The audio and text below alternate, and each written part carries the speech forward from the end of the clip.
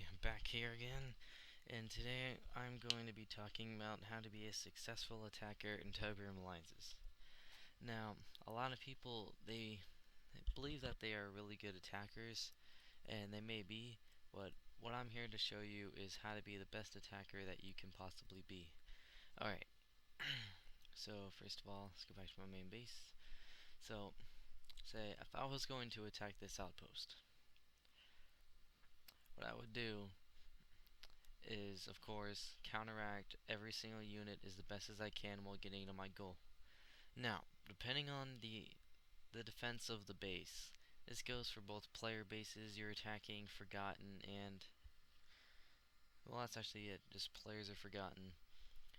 It also it depends whether you like I was saying with the defense, because this it's about half and half, but usually if one side's more guarded, I mean, you generally want to go for the defense facility anyways, because, nothing gets repaired, it's just quick and easy go through. And most units like this, or most defenses like this, everything moves to one side because you should have one of every type of offensive unit. And so most of them gets damaged. So once that you get your defense facility destroyed, then you're pretty much set to go. You pretty much have the clear go to destroy the construction yard. Now it's not always the case. It can actually be just as hard or maybe even harder, because this side may be heavily packed and they may not always go to this side. So it I mean, it can be, how do I put it into words? Um it's all about your luck, really. I mean, if a defense looks way too hard and you just know you can't do it, don't try it. It's just a waste of repair time and command points. But anyways, you want to make sure that you can do the most damage to the defense you can possibly do before taking on, the construction yard. Now, if the construction yard is real close, like right up here, and it's not heavily guarded, just go for it. Saves you command points and possibly even more repair time, because if it's less guarded, the faster the units can go through and more damage is done. Now, in a scenario like this, it may be differently because you have different units. Yes, I know how it all goes.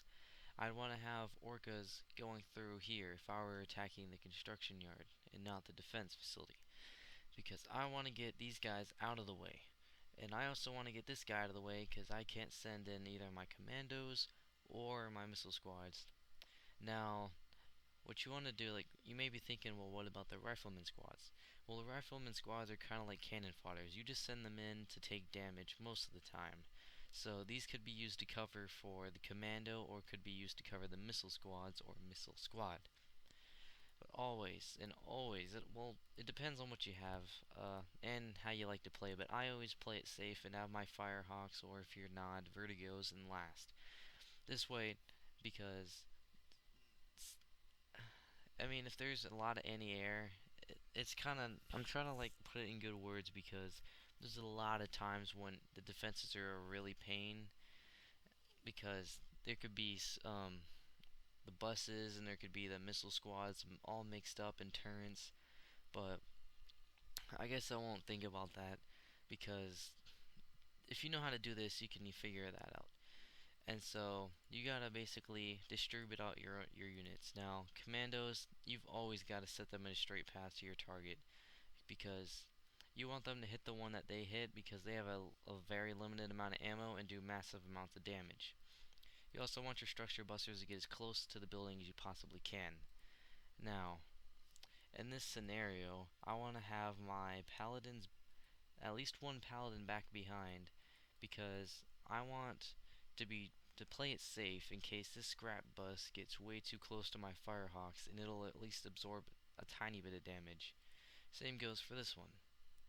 Now, these predators, you may be thinking, well, there's not a lot of vehicles out to be over there. Well, these are pretty much the same action as the rifleman squads. They're just here to absorb damage. And since, if they run into enemies, they actually do a little bit of bonus damage, and because, they're running them over.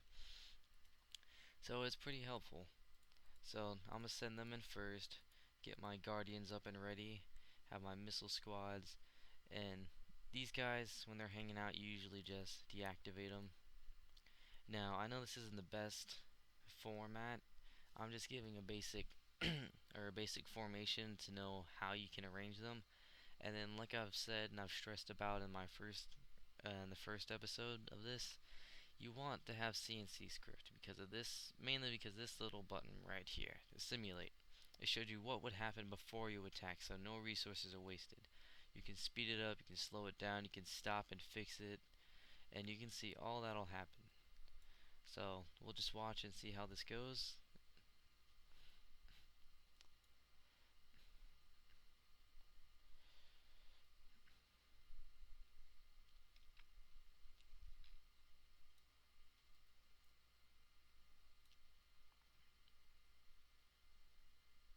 And as you can see, multiple units are counteracting and doing what they can. Also, right there, another thing I want to talk about with the Firehawks.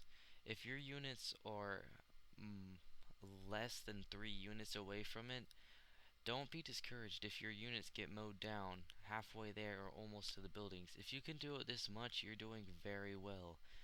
Because normally with my my offense attacking these level outposts, considering I haven't been on this world that long because it's new, but I've still done very well for myself and almost have a fourth base.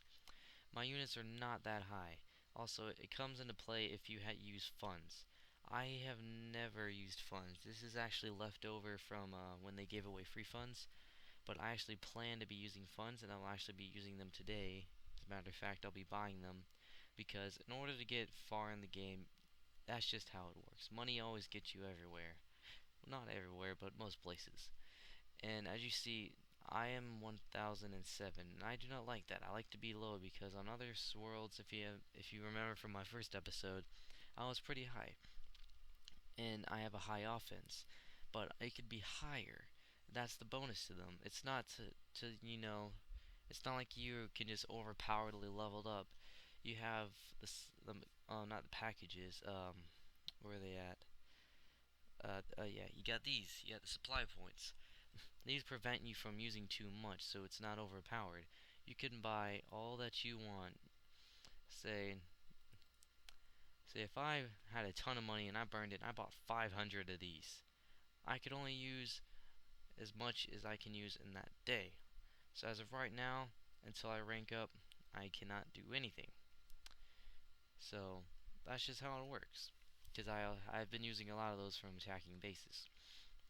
So you go through and you attack again, guaranteed, because these will be pretty severely damaged. You can mow straight through them, blast straight through, and worst comes to worst, you have a third attack.